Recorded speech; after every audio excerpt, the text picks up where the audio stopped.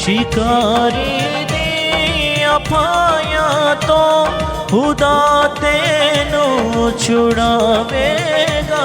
शिकारी दिया पाया तो खुदा तेनू छुड़ावेगा।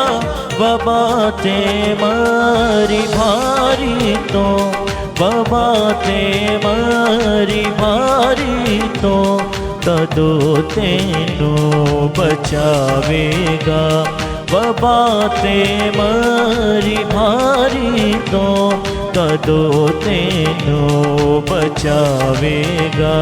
खुदा दे परदे हेठा जो कोई इंसान रहता है।